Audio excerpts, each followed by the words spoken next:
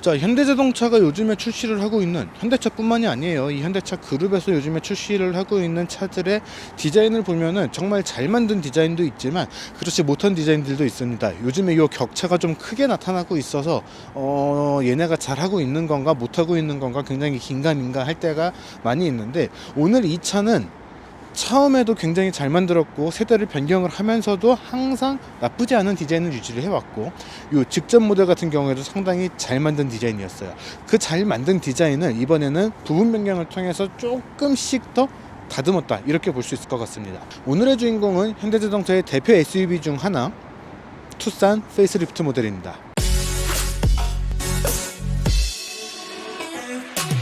자, 여러분 안녕하세요. 카메라진 최정필 기자입니다. 방금 말씀드린 것처럼 오늘의 주인공은 부분 변경으로 돌아온 NX4 페이스리프트 모델 투싼 페이스리프트입니다. 오늘의 날씨가 사실은 최고 온도가 영하 4도고 최저 온도가 영하 17도래요.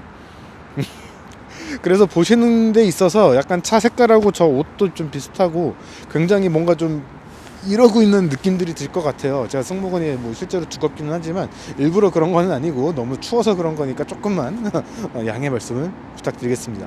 요거는 뭐 잡담이었고, 이번에 부분 변경으로 돌아온 이번 투싼 같은 경우에는 앞서서 판매를 하고 있었던 투싼 모델 NX4의 웰메이드 디자인을 정말 잘 유지를 하면서도 조금씩 변화를 줬다, 그렇게 이야기를 할 수 있을 것 같아요. 저희가 출시 현장에서 보고 온 것들을 바탕으로 한번 영상을 전해드리긴 했었지만 오늘 다시 한번 그것들을 한번 짚어볼 수 있도록 하겠습니다.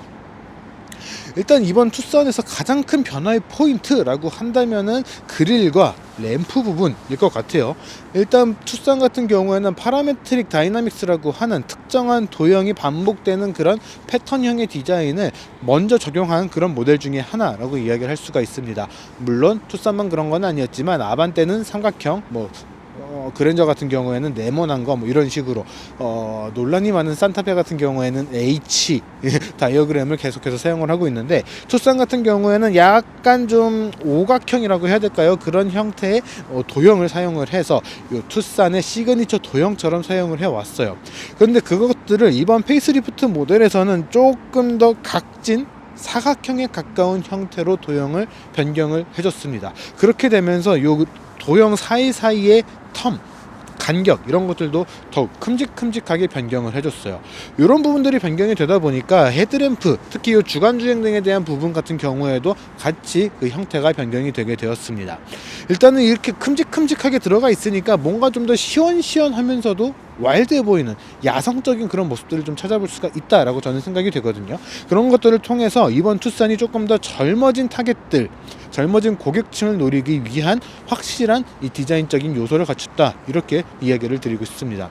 기존의 투싼 같은 경우에도 굉장히 젊은 층부터 조금 더 연령대가 있는 층들까지 골고루 좀 커버를 할 수 있는 그런 디자인을 갖고 있었다라고 생각이 되는데, 산타페가 새로 나왔죠. 이 고객층을 조금 구분을 하기 위해서 투싼은 조금 더 와일드하면서도 역동적인, 그래서 더 젊은 고객층들을 노릴 수 있는 그런 차로, 산타페 같은 경우에는 조금 더 가족적이면서 여러 사람들을 충분하게 보듬을 수 있는 그런 좀 더 와일드가 아니라 와이드한 그런 형태를 가져갔다라고 생각이 됩니다. 그렇게 되면서 주간 주행 등의 형상도 조금은 바뀌었어요. 큰 틀은 바뀌진 않았지만 아주 조금 바뀌게 됐는데, 이렇게 내려오는 형태가 지금 적용이 된 거죠.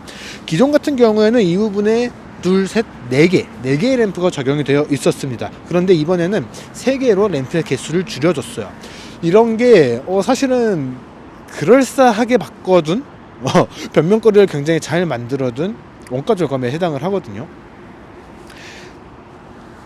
안쪽에 있는 릴레이, 배선들 같은 경우에는 다 하나로 연결할 수가 있지만 이 램프 하나를 없애면서 한 10cm 정도 줄까요? 10cm 정도 되는 그 배선의 길이를 양쪽을 줄이게 돼요. 그러면 20cm예요. 그동안에 투싼이 판매가 된 대수하고 같이 생각을 해본다면은 적지 않은 양의 배선의 길이를 줄일 수가 있습니다. 거기에다가 램프의 개수도 줄일 수가 있거든요. 램프의 개수를 줄인다는 거는 겉에 요 커버의 개수도 줄일 수 있다라는 이야기들이 돼요. 요거 하나하나가 얼마나 그러냐라고 생각을 하실 수도 있는데, 요것들을 합쳐서 전체도 그동안에 판매가 됐었던 대수, 그러니까 그것을 바탕으로 이 차가 앞으로 판매가 될 그 기대치들을 생각을 해본다면은 결코 적지 않은 금액이 나오게 됩니다. 심지어 이 투싼 같은 경우에는 국내에만 파는 모델이 아니죠. 해외 시장도 같이 판매가 되고 있기 때문에 그 가격들, 특히 뭐 외환과 같이 요 환율을 생각을 해본다면은 굉장히 큰 금액을 아낄 수 있는 그런 포인트가 된다는 거예요. 그런 것들을 이번 투싼에서 적용을 해줬기 때문에 원가 절감이 들어갔다라고 볼 수가 있는 거죠. 그런데 이번 원가 절감은 나쁘지 않은, 꽤 괜찮은 원가 절감이 적용이 되어 있다라고 봐주시면 좋을 것 같아요. 전면부의 디자인의 변경에 대해서 개인적으로는 전체적으로 다 만족스러운 편에 해당을 합니다. 그런데 딱 한 가지 제가 마음에 들지 않는 부분이 딱 하나가 있어요. 어떤 부분이냐면은 바로 요 로고 부분입니다. 그릴의 부분들을 변경을 해주면서 그릴이 조금 더 앞으로 튀어나오고 그릴은 조금 더 커졌으며, 컬러 같은 경우에도 이 주변 같은 경우에는 이 히든램프하고 같이 색깔을 맞추기 위해서 크롬에 도색이 되어 있는데, 로고 같은 경우에는 약간 맨들맨들한 검은색이 적용이 되어 있어요. 찾아보니까 이게 뭐 블랙핏 뭐 이런 것들, 블랙 패키지 뭐 이런 것들이 적용이 된 것은 아니더라고요. 그러다 보니까 앞으로 툭 튀어나와 있는 것에서 이 로고에 대한 존재감이 너무 커졌습니다. 거기에다가 주변부하고 색깔이 다르다 보니까 이 로고가 전달을 해주는 그런 존재감이 너무나 강해졌어요. 사실 그동안의 현대차가, 특히 이상엽 센터장이 이 현대차 로고를 더 크게 웬만하면은 키울 수 있는 만큼 키워서 우리 현대차라는 브랜드의 로고를 당당하게 내밀고 다닐 수 있는 그런 차를 만들고 싶다라는 이야기를 한 6년 전쯤 한 적이 있거든요. 그 절차를 열심히 꾸준하게 밟아간다라고 생각이 되는데, 뭐 로고의 크기를 키우는 건 좋습니다. 최근에 현대차가 상당히 잘 해나가고 있기 때문에 그런 것들에 대한 자부감, 자신감 이런 것들을 드러내는 건 좋은데, 이렇게 그릴 부분하고는 좀 색깔이나 소재 같은 것들이 매칭이 되는 그런 형태를 취해줬으면 어땠을까라는 그런 아쉬움이 드는 것도 사실이에요. 근데 그런 것들이 이번 투싼에서 조금 명확하게 드러났다 이렇게도 볼 수 있을 것 같습니다. 자, 이번 투싼이 정말 잘 만든 디자인이었다라는 것들은 요 측면 그리고 후면에서 완벽하게 볼 수 있을 것이다 라고 생각이 듭니다. 후면 같은 경우에는 조금씩 변화된 포인트가 있긴 하지만 측면 같은 경우에는 전혀 변하지가 않았거든요. 사실 최근에 현대차 그룹의 디자인을 볼 때 사실 산타페 이야기를 안 할 수가 없어요. 잘 만든 디자인들은 굉장히 잘 만들었고, 혹평을 받는 디자인들은 또 굉장한 혹평을 받고 있어요. 그리고 산타페는 그런 모델들 중에서 혹평이란 혹평을 진짜 다 받는 그런 디자인들을 만들어놨다, 그렇게 볼 수가 있습니다. 사실은 저희가 산타페가 출시된 직후에 그 산타페 디자이너들 외장, 내장 그리고 CMF라고 해서 컬러, 뭐 마인드, 뭐 F가 뭐 또 뭐 있어요. 그런 것들은 담당한 그 디자이너 분들을 만나가지고서 인터뷰를 진행을 했었고, 인터뷰를 기사를 작성을 해서 올렸었는데, 지금까지도 댓글이 달리거든요. 저 디자이너들은 월급을 왜 받는 거냐, 저 정도면은 잘려야 된다, 뭐 그런 약간 좀 극단적인 그런 평가들까지도 지금까지도 계속해서 받고 있는데, 이 투썸과 관련해서는 그런 디자인과 관련된 혹평이 전혀 나오지 않고 있는 그런 모습들도 볼 수가 있습니다. 그런 만큼 정말 잘 만들어진 디자인이다라는 것들을 특히 이 측면에서 만나볼 수가 있고, 후면부 같은 경우에도 굉장히 잘 만든 디자인이에요. 다만 당시에는 뭐 기술적인 측면이라든가 원가적인 측면이라든가 그런 것들 때문에 적용을 하지 못했던 부분, 혹은 그냥 조금은 쉽게 생각을 하고 넘어갔던 부분들에 대해서 아주 조금씩 개선을 해준 부분들이 있습니다. 일단 후면부 같은 경우에는 두 가지 포인트에서 변경이 있다, 그렇게 볼 수가 있을 것 같아요. 첫 번째는 범퍼 하단 부분인데, 이 부분 같은 경우에 뭐 L라인을 선택을 하는가, 지금 보시는 것처럼 이렇게 기본형을 선택을 하시는가에 따라서 저 하단부의 디자인들 그리고 이 스포일러 쪽에 있는 디자인들이 조금씩 변경이 되었습니다. 기존의 NX4 투싼 같은 경우에는 조금 더 과격한 그런 디자인들이 적용이 되어 있었는데, 이번에 부분 변경이 되면서는 조금 더 심플한 그런 형태의 범퍼 디자인이 적용이 됐어요. 이 범퍼 하단 부분의 디자인이 적용이 되면서 이 부분도 변경이 됐거든요. 이 부분은 이제 후진을 할 때라든가 아니면 방향 지시 등을 할 때 그 인디케이터, 그 방향 지시 등의 램프가 불이 들어오는 그 포인트들입니다. 지금 같은 경우에는 딱 이렇게 2단으로 되어 있죠. 엄밀히 말하면 하나, 둘, 셋, 리플렉터, 방향 지시 등 그리고 가운데가 후진 등, 이렇게 세 가지 부분으로 나뉘어져 있는데, 부분 변경 전 모델 같은 경우에는 이게 그냥 1열로 배치가 되어 있었습니다. 2열로 변경이 된 거죠. 그러니까 1열에서 2열로 변경이 된 거예요. 사실 그때도 그렇고 지금도 그렇고 일관적으로 나오는 이 부분에 대한 불만이 딱 두 개가 있거든요. 첫 번째는 지나치게 아래쪽에 있어서 주행을 할 때 앞차가 이 차일 때, 앞차가 이 투싼일 경우에 방향지시등이나 요 후진등 같은 것들이 내 차의 보닛에 가려서 잘 안 보이는 경우가 있다라는 것들이에요. 그것들이 조금은 해소가 되기를 바랬는데 이번에도 마찬가지로 같은 위치, 높이상으로는 비슷한 위치거든요. 그 위치에 그대로 유지를 해주면서 해소가 되진 않은 그런 포인트들도 있기는 해요. 두 번째로 아쉬운 포인트는 램프가 벌브 타입이라는 겁니다. 전구가 그대로 들어가 있다는 거예요. 알다마라고도 하죠. 전구 타입이 그대로 적용이 되면서 이 차의 가격대, 사실은 이 차급도 그렇고 다른 차급들도 가격대가 많이 오르기는 했지만 그렇다고 해서 이 투싼이라고 하는 차가 마냥 저렴한 그냥 싼마이 차는 아니란 말이에요. 그런데도 불구하고 벌브 타입의 램프를 넣어줬다. 이거는 이제 요 테일램프 쪽을 이용을 해서 LED를 사용을 해줘도 되지 않았을까라는 그런 이야기들, 그 두 가지 이야기가 지금도 꾸준하게 나오고 있다, 그렇게 보시면 될 것 같아요. 또 한 가지 변화의 포인트라고 하면은 요 위쪽이라고 이야기를 할 수 있을 것 같습니다. 출시 당시에도 저희가 언급을 해드렸었는데 기존 투싼 같은 경우에는 요 로고가 있는 부분들이 딱 요만큼이 잘려서 다른 파츠가 적용이 되어 있었어요. 그리고 그랬던 부분들 때문에 리어 와이퍼가 그 부분 위쪽으로 지나가게 되는, 그래서 다소 짧은, 어떻게 보면은 차 중앙으로 봤을 때 가장 거리가 짧은 구간을 기준으로 해서 와이퍼가 움직이는 그런 모습들이 있었거든요. 그런데 그렇게 하다 보니까 이런 부분들이 사실상 이 오염 제거가 안 되는 그런 불편이 있었다라고 이야기를 합니다. 그런 것들을 개선을 하기 위해서 이 부분에 있는 로고를 아예 뒤쪽 유리 안쪽으로 넣어주고 통 유리로 바꿔주게 되면서 오염을 제거를 할 수 있는 범위를 훨씬 더 늘렸다라고 해요. 길이로 따지게 되면은 거의 뭐 한 7.5cm 정도, 이 부분이 상당히 넓었다라는 이야기가 되겠죠. 7.5cm 정도 리어 와이퍼의 길이를 늘리게 되면서 이 부분까지도 넓게 이렇게 닦일 수 있는 그런 모습들을 만들어 놨어요. 그렇게 되면서 후방 시야를 조금 더 확보를 하기 쉽게 만들어 줬다, 그렇게 이야기를 합니다. 그래서 하단 부분 같은 경우에는 그냥 부분 변경이니까 조금 더 변화의 포인트를 한 군데 정도 더 줘보자 라는 생각으로 바꿨다라는 생각이 든다면은 이 뒤쪽 유리 같은 경우에는 진짜 이 소비자들의 피드백을 반영하는 그런 변화의 포인트를 줬다, 그렇게 볼 수 있을 것 같아요. 테일램프의 디자인은 여전히 굉장히 세련되고 또 좌우로 길게 쭉쭉 뻗어나가는 그런 테일램프의 디자인을 적용을 해줬고, 기존의 투싼과 비교를 했을 때도 변화가 없기 때문에 상당히 잘 만든 디자인을 그대로 유지를 해줬다, 이렇게 볼 수 있을 것 같습니다. 트렁크의 공간 같은 경우에도 사실 개인적으로는 동급에서 비교를 했을 때는 가장 넓은 트렁크 공간을 갖고 있는 차 중에 하나라고 생각이 돼요. 트렁크 공간 같은 경우에 좌우로도 그렇고 위아래로도 그렇고 이 트렁크 바닥, 플로어 같은 경우에도 바닥과 땅바닥과 비교를 했을 때 그렇게까지 지나치게 높지 않거든요. 차급과 이 전체적인 크기를 고려를 했을 때 굉장히 훌륭한 트렁크 공간을 만들어 놨다, 이렇게 볼 수 있을 것 같습니다.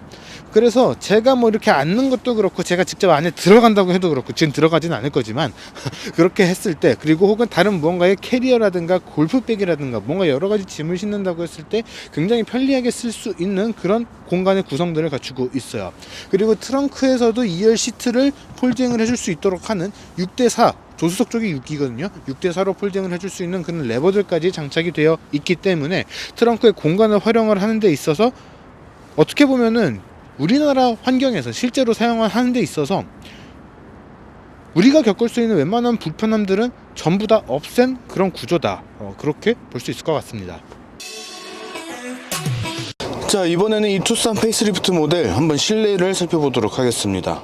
시작부터 미리 조금 말씀을 드리면은 이번에는 2열까지는 안 살펴볼 예정이에요. 왜 그러냐면은 출시 때도 그렇고 몇 번 앉아서 좀 경험도 해보고 했는데 기존 모델들 NX4죠. 페이스리프트 이전 모델과 비교를 했을 때 큰 차이점을 찾지를 못했어요. 뭐 주행을 할 때는 승차감에서 조금씩의 차이가 있기는 하기 때문에 그런 차이 정도는 조금 느껴질 수는 있을 것 같지만 일단은 눈에 보이는 커다란 차이점들이 없기 때문에 그런 것들에 대해서는 주행을 하면서 한 번에 말씀을 드리도록 하겠습니다. 그렇기 때문에 실내를 운전석을 한번 살펴보면은 뭐 외관도 조금씩 바뀐 부분들이 있기는 했지만 정말 많이 바뀐 부분은 요 실내거든요. 그것도 운전석 쪽, 요 앞쪽이 가장 많이 바뀐 포인트라고 이야기할 수 있을 것 같아요. 특히 제 눈에 좀 들어오는 거는 스티어링 휠과 함께 요 시밀리스 호라이즌 디스플레이라고 하는 요 길다란 디스플레이가 장착이 된 그런 측면들이에요. 사실 이 디스플레이 같은 경우에는 최근에 나오고 있는 현대차 그룹의 신차들, 뭐 기아도 그렇고 현대차도 그렇고 제네시스도 그렇고 골고루 좀 적용을 해주고 있어요. 뭐 EV9 같은 경우에는 여기에다가 뭐 추가로 공조기를 간단하게 조작을 할 수 있는 간단한 컨트롤러도 장착이 되어 있었는데, 뭐 그런 것들처럼 길다랗게 이 디스플레이를 적용을 해줬습니다. 물론 그렇게 되면서 이게 진짜 저한테만 그렇게 보이는지 모르겠어요. 산타페 때도 그랬고 다른 차들도 마찬가지인데, 이게 들어가면은 가운데가 살짝 내려가 있는 그런 느낌들이 들게 되거든요. 이 차도 그런 느낌들이 조금 있어요. 제가 막 이렇게 삐딱하게 앉는 건 아닐 건데 조금 그런 느낌들이 있습니다. 그래서 요거는 한번 직접 경험을 해보시고, 진짜로 이게 불편함이 있는가 이런 것들을 개개인마다 다를 수가 있는 부분이거든요. 이거는 그거를 한번 확인을 해 보셨으면 좋겠어요. 이 디스플레이 안에 들어가 있는 그래픽 같은 경우에는 계기판 쪽은 굉장히 심플한 그런 디자인들이 들어가 있고, 요 인포테인먼트 디스플레이 쪽은 최근에 현대차가 꾸준하게 쓰고 있는 그런 형태들이 들어가게 됐습니다. 근데 아까 방금 보여드리기는 했는데, 이번 투싼에서는 드디어 무선 카플레이가 적용이 됐어요. 참 힘들게 넣어주는 것 같습니다. CCNC가 적용된 차들을 대상으로 해서 이제 무선 카플레이 혹은 무선 안드로이드 오토 이런 것들, 스마트폰 미러링 시스템을 적용을 해주기 시작을 했는데, 사실 당황스러운 요소기는 하거든요. 왜 그러냐면은 국내에서는 이제 적용을 해주기 시작을 한 건데, 사실 북미 시장에서는 같은 차여도 이미 해주고 있었어요. 사실 현대차 그룹에서 쓰고 있는 내비게이션이, 뭐 해외에서 현대차 그룹을 안 타봐서, 현대차 그룹의 모델들 안 타봐서 정확하게는 뭐 이야기하기는 조금 힘들긴 합니다. 저도 해외 나가서 렌트해서 차를 타고 했을 때는 현대차가 아닌 거를 주로 탔기 때문에 구글맵 이용을 했었거든요. 그래서 해외에서 현대차의 내비게이션이 어떤지 모르겠는데, 적어도 국내에서는 현대차의 내비게이션은 정말 잘 만든 내비게이션 중에 하나입니다. 그동안에 어떤 수입차 혹은 다른 국산차 어떤 브랜드하고 비교를 해도 사실 차 안에 순정으로 들어가 있는 내비게이션은 정상적으로 쓰는 내비게이션이 아니었어요. 하지만 현대차 그룹의 내비게이션은 꽤 오래됐습니다. 심지어 상당히 오래됐거든요. LF? YF 마지막 혹은 LF? 그때쯤부터 나온 차들부터 내비게이션이 굉장히 좋아졌기 때문에, 웬만하면 현대차나 기아나 제네시스의 차를 사신다 그러면은 내비게이션 옵션을 그냥 넣는 게 훨씬 편하다라고 이야기를 해 왔습니다. 그렇기 때문에 지금도요, 뭐 국내에서는 조금 뭐 의미가 있을까 싶기는 한데, 드디어 카플레이를 적용을 해줬어요. 그것도 무선으로. 이게 무선이 되는 게 뭐가 의미가 있냐라고 생각을 하실 수도 있는데, 요 충전 케이블이 없다는 거, 이렇게 그냥 무선 충전 패드에다가 올려두면 된다는 게 사실은 선이 없어지기 때문에 상당히 편리하거든요. 물론 이제 내비게이션을 나는 무조건 티맵을 써, 뭐 이제 보험료라든가 여러 가지 의도가 있을 겁니다. 뭐 나는 티맵만 써, 나는 혹은 다른 내비게이션만 써, 그런 분들이 계신다면은 요게 좀 필요할 수도 있을 거예요. 하지만 나 그런 거 안 하는데 라고 생각을 하시는 분들이라면은 사실 그냥 순정 내비게이션 쓰는 게 가장 좋기는 합니다. 하지만 제가 오늘 이거를 이야기를 하는 거는 CCNC가 뭐라고 사실 안에 들어가는 모듈 하나만 추가를 해주면 되는 거였거든요. 그거를 이제서 추가를 해줬다. 그래서 이제 무선 카플레이가 된다 라는 게 이번 투싼이 가지고 있는 또 변화의 포인트 중에 하나라고 이야기할 수 있을 것 같아요.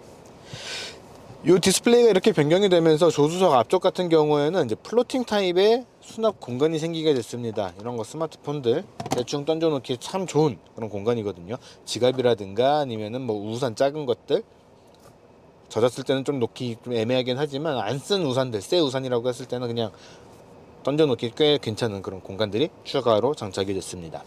스티어링 휠하고 기어 변속기 같은 경우에는 기존에 사실 약간 좀 게딱지 같은 스포크가 좀 많은 스티어링 휠이 장착이 되어 있었는데, 그런 것들을 빼주고 아이오닉 6나 최근에 나오고 있는 차들하고 동일한 점 4개 박혀있는 인디케이터 아니에요. 이 차에서는 요 스티어링 휠이 적용이 됐고, 기어 변속기 같은 경우에도 이 뒤쪽에 봉처럼 나와 있는 변속기가 적용이 됐습니다. 기존 같은 경우에는 아마 버튼식이었던 것으로 기억을 하는데 참 불편한 방식이었어요. 그래서 변속기를 이쪽으로 바꿔준 거는 이거보다는 낫다, 이게 베스트라고 하기는 조금 애매하긴 하지만 이거보다는 낫다라고 이야기를 할 수 있을 것 같습니다. 디스플레이하고 변속기 위치가 바뀌게 되면서 이 센터 쪽은 완전히 좀 변경이 됐죠. 아이오닉 5 혹은 아이오닉 6하고 굉장히 비슷한, 어떻게 보면 EV6도 떠오르는데 등 그런 형태로 변경이 됐습니다. 그렇게 되면서 무선 충전 패드도 앞쪽에서 이 손에 바로 닿는 쪽으로 옮기게 됐고, 드라이브 모드 체인지라든가 오토홀드, 그 다음에 아이들링 스탑앤고를 끄는 버튼 같은 것들도 다 이 앞쪽에, 운전을 하다가 한 번씩 좀 건들 만한 것들, 많이는 아니더라도 한 번이라도 건들 만한 것들을 이쪽으로 배치를 옮겨주면서 조금 더 쓰기 편해진 그런 모습들이 됐다, 그렇게 볼 수 있을 것 같아요. 공조기 같은 경우에는 반터치식이거든요. 반터치식이라고 하는 거는 온도를 내리고 올리고 하는 것, 그리고 오토를 켜는 거는 물리 버튼으로 작동을 합니다. 하지만 나머지 열선 시트라든가 열선 스티어링 휠, 아니면 내기 외기 전환, 이런 것들은 다 터치로 되도록 되어 있어요. 기아에서 사용을 하고 있는 터치 전환기 공조 장치보다는 훨씬 낫기는 한데, 저는 차라리 요 위에 홈 맵 서치 미디어 식 트랙 즐겨찾기 셋업 되어 있는 요 버튼들을 터치로 바꾸고 공조 장치는 그냥 물리 버튼으로 두는 것이 더 낫지 않나 라고 생각이 되거든요. 이것과 함께 저 비상등 버튼만 물리 버튼으로 남겨주고 나머지 버튼들을 터치 버튼으로 바꾸는 게 차라리 더 낫지 않을까 라고 생각은 되는데, 모르겠습니다. 현대차에서 이런 것들을 안 받아주고 있는지가 지금 이미 5년째이기 때문에 안 받아줄 것 같은데, 그런 식으로 좀 변경이 됐으면 좋겠다라는 생각들이 조금 있어요. 물론 그것도 그렇게 실제로 적용이 된 다음에는 더 불편하다라고 할 수도 있기는 한데, 그래도 공조장치는 여름이고 겨울이고 한 번씩 더 조작을 하게 되는 부분들이거든요. 조작의 빈도가 어떤 게 더 많은가라고 했을 때는 공조장치를 바꿔주는 게 맞을 것 같다라고 생각이 듭니다.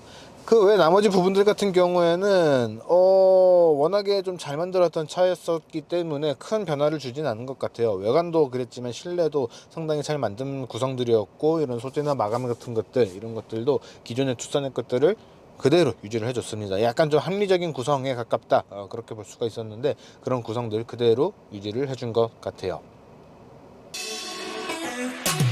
자, 이번에는 이 투싼 페이스리프트 직접 주행을 해보도록 하겠습니다. 일단은 파워트레인이 기존 페이스리프트 이전 모델과 변경이 된 것이 없기 때문에 출력 자체는 동일하게 발휘를 해줘요.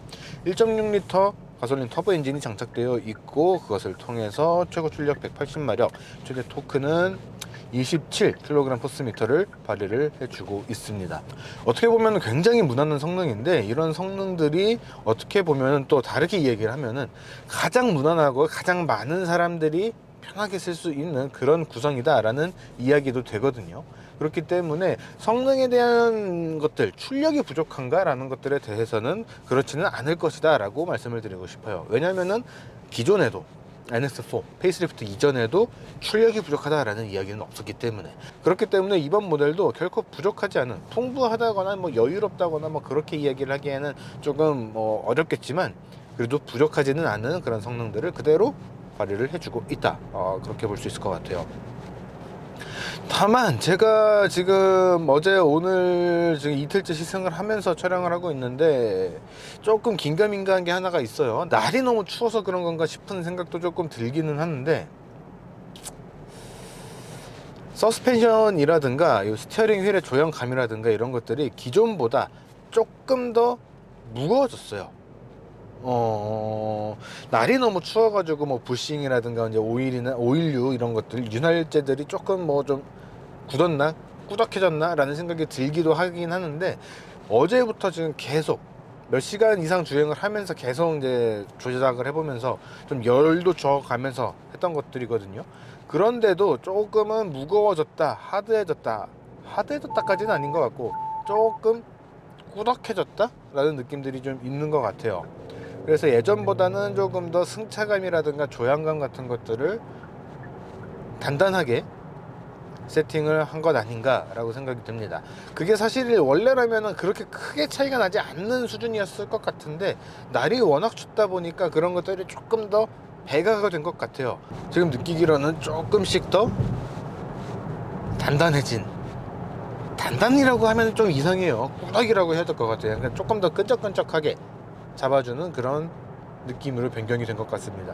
이게 이제 뭐 안에 들어가는 윤활제 같은 것들을 바꿨을 수도 있고 세팅 자체를 바꿨을 수도 있는데, 그래서 주행감이나 승차감이나 이런 것들이 조금 더 무난한 것들이 투싼의 장점이었다라고 생각을 하는데, 그런 것들이 조금 더 젊어지고 더 하드해진, 단단해진 느낌들이 있기 때문에 어떻게 보면은 기아의 스포티지 경쟁 모델이자 형제 모델이잖아요. 이 차하고 약간의 좀 카니발라이제이션이 생길 수는 있을 것 같아요. 물론 이제 스포티지가 어떻게 변화가 될지 조금 지켜볼 필요는 있겠으나, 투싼은 조금 더 가족적인 것들, 사람 수로 따진다면은 4인 가족이 조금 더 어울리는 그런 구성이었다라고 한다면은, 스포티지는 조금 더 젊은 감들이 있어서 주행이 조금 더 즐거운, 그래서 커플 또는 연인 혹은 2인 가족에 조금 더 어울리는 그런 구성이다라고 이야기를 했었거든요. 그런 것들이 이번 투싼에서 조금 바뀌게 되면서 스포티지하고 조금 더 직접적으로 부딪히는 지점들이 생기지 않았나, 그렇게 생각이 듭니다. 그렇기 때문에 스포티지가 이제 어떻게 나올지 좀 지켜보긴 해야겠으나, 스포티지하고 명확하게 분리가 되는 조금 더 무던하고 평범하게 탈 수 있는 그런 매력들이 이 투싼의 장점 중에 하나였다, 그렇게 생각이 되는데, 그런 점들이 사라졌다는 거, 조금 희석이 됐다는 게 유일하게 조금 아쉬운 점이다 라고는 이야기를 할 수 있을 것 같아요. 근데 뭐 그래도 팔리는 것 자체는 잘 팔릴 것 같습니다. 무모한 도전을 안 했기 때문에, 그렇기 때문에 판매 자체는 꾸준하게 잘 될 것 같다 라고 생각이 되고, 이제 스포티지가 어떻게 변경이 돼서 나올지를 지켜볼 필요는 있을 것 같네요. 자, 지금까지 현대자동차의 웰메이드 SUV, 저는 진짜 이거 웰메이드라고 이야기를 하고 싶거든요. 웰메이드 SUV 투싼 부분 변경 모델을 시승을 해봤습니다. 부분 변경 이전과 비교를 하면은 작게는 한 150, 조금 뭐 높게 뭐 선택 품목까지 다 계산을 한다면은 한 250만원 정도 가격대가 더 올라갔어요. 올라간 만큼의 대부분은 아무래도 저 실내 때문에 발생을 하지 않았을까 생각이 듭니다. 처음에 꽤 길게 그리고 꽤 거창하게 이런 부분들에 대해서 원가 절감을 했다라는 이야기를 했음에도 불구하고 가격대가 올라간 것은 내부에 대한 변화가 꽤 컸기 때문이다 라고 생각이 돼요. 그런데 소비자들이 그런 것들을 받아들일 수 있을까? 충분히 받아들일 수 있을까라고 했을 때는 저는 그럴 수 있겠다라는 생각이 듭니다. 사실 최근에 차의 가격대들이 굉장히 좀 많이 비싸지고 있고, 세대 변경이나 부분 변경과 같은 것들을 겪을 때 300에서 500만 원 정도는 쑥쑥 올려버리는 그런 모습들을 쉽게 볼 수가 있거든요. 그런 것들을 생각을 했을 때는 이 2,771만 원부터 시작을 하는 이 투싼의 가격대는 꽤 나쁘지 않은 인상폭을 보여줬다라고 생각이 됩니다. 그러니까 이 투싼의 전체적인 상품성과 비교를 했을 때는 이번에도 꽤 잘 팔릴 것 같은 그런 굉장히 미니멈한 변화를 적용을 해줬고, 그 변화의 폭과 안쪽에서 느낄 수 있는 상품성의 변화를 봤을 때는 나쁘지 않은 가격대가 책정이 됐다라고 볼 수 있을 것 같아요. 그렇기 때문에 이번 투싼도 2024년에 현대차의 실적을 이끄는 그런 모델 중에 하나가 될 수 있지 않을까라고 생각이 됩니다. 그런 측면에서 봤을 때 산타페 판매량이 조금 걱정이 되는 것도 사실이지만, 뭐 이미 5만 대가 대기를 하고 있다고 하던가요? 그런 것들을 다 같이 감안을 했을 때 투싼은 투싼만의 고유의 영역을 그대로 잘 지켜나갈 수 있을 것이다 라고 생각이 되는 거죠. 그렇기 때문에 이번 투싼도 굉장히 잘 팔릴 것이다 라고 생각이 되고, 주행 성능 같은 측면에서는 조금씩의 변화가 있었기는 했지만 기존의 투싼에서 이번 투싼으로 변경을 하신 분들은 그렇게 많지는 않을 것이다 라고 생각이 되기 때문에, 다른 차들을 경험을 했다가 이 투싼 페이스리프트로 넘어오신다 라고 했을 때는 나쁘지 않은 승차감이라고 느끼실 것 같습니다. 그러니까 기존의 투싼 오너분들도 그렇고 다른 차의 오너분들도 그렇고 이번 투싼의 구매를 고려를 하고 계신다면은 직접 한번 시승을 해보시고 또 앉아서 다 만져보시면서 경험을 해보시고 최종적인 결론을 내리셨으면 좋겠습니다. 자, 이번 영상은 여기까지고요. 저희는 또 조만간 다른 시승 영상으로 돌아올 수 있도록 하겠습니다.